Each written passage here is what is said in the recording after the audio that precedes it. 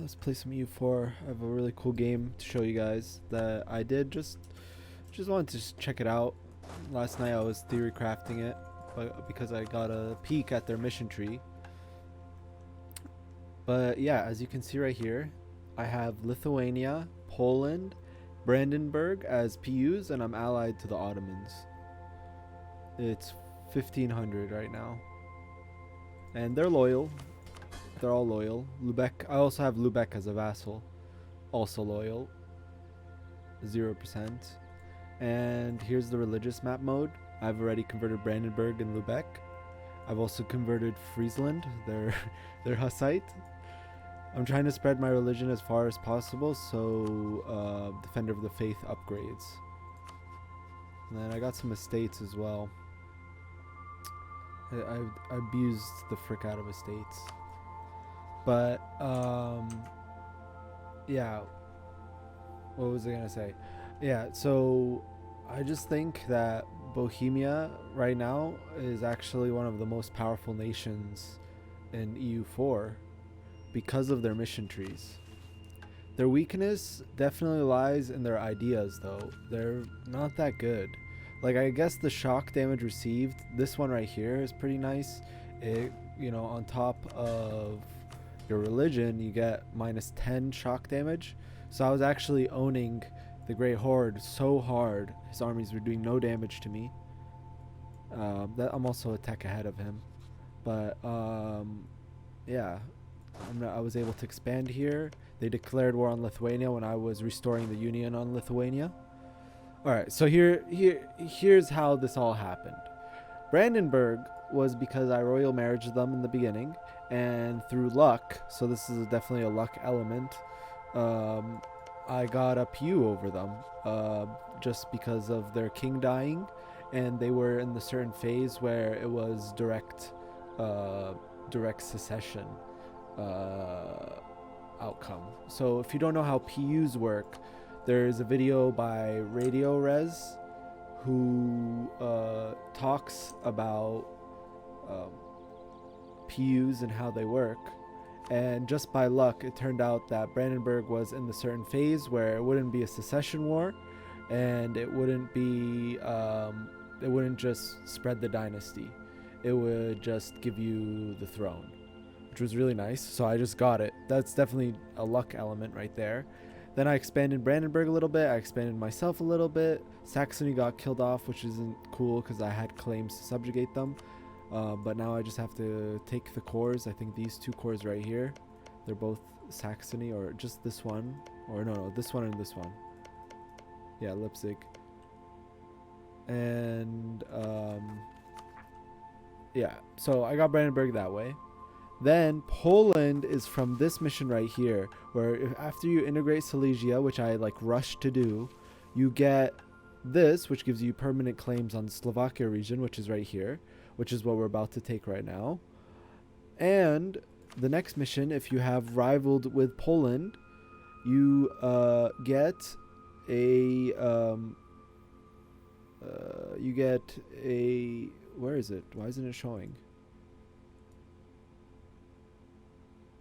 It should say give restoration of the Union CB on Poland, but I don't know why it's saying that right here. But yeah, so then we got Poland that way. Then that was a really hard war. That took me like 5 reloads, I'll be honest, which is why I was sad that I didn't record it. But it is what it is. I might do this again and try to do something similar, but it definitely will never get a run like this again, like Brandenburg through luck. And then Bohemia, Poland, it took me 5 reloads, and I took like about 1,000 ducats in loans. I still have 1 loan left from that. That was like in 1470 around that time. Let's see, we can check right here. Yeah, so around 1470.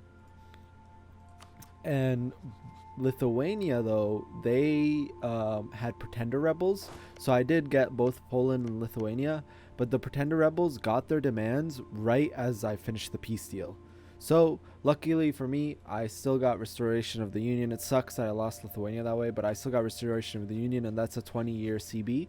So I just waited and drilled my armies, and then once the truce was over, luckily Muscovy didn't attack them. Great Horde did attack them the month before my truce finished off, but luckily I finished the truce and I rushed Lithuania's capital. I was able to siege all of Lithuania before Great Horde could do anything, and I got the restoration of the union, so I got the PU on Lithuania, and then it put me into war with Great Horde.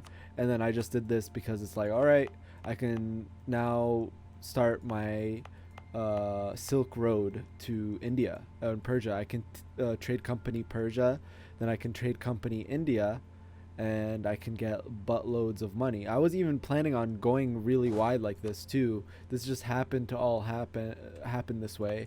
As you can see from my ideas, I went quantity economic, which is a tall build because you get plus a minus 20 development cost, and then you also get minus 10 development cost from edict, so you get minus 30 development cost, and then you'd go trade ideas after. So then you get could produce modifier as well with edicts, and you just end up becoming super duper rich. And that's already on top of how rich we already are. Not only do we have a gold mine, which I've devved up to 11, which is a lot. It's just giving me a lot of inflation. But we're about to get this idea, which is okay. But you also have 2 glass. This one starts in your vassal. But yeah, this one you start with, and I recommend deving up Renaissance in here, because if you dev up Renaissance, okay, you get 50 prestige. You where's the edict? This one right here, Patronage of the Arts. You also have this right here. Then you also get the advisor for prestige. Okay, then you dev this up to above 25 dev. Doesn't really matter. I just kept deving it up because it's a really nice province, and it's just gonna keep getting nicer and nicer. But keep deving it up, get Renaissance in here, let Renaissance spread a little bit in your country, get Renaissance pretty early. You should be one of the first European countries to get Renaissance before Ottomans, because if Ottomans get Renaissance, they will get faceting. But since I got it before Ottomans, and you have a glass province, it turned into gems, and now I have a gems province here in Bohemia, right next to my gold province and right next to my other glass province. So not only that, you in the mission you get Bohemia Crystal, which devs this up even more, so like this gets super devved. Then it also increases the price of glass, which is good for this province. It's sad that you don't benefit from here, but hey, you get gems, which are worth even more.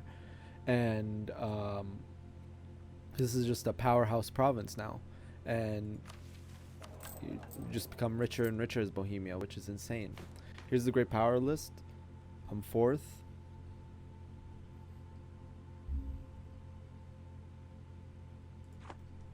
But yeah, so now the plan is to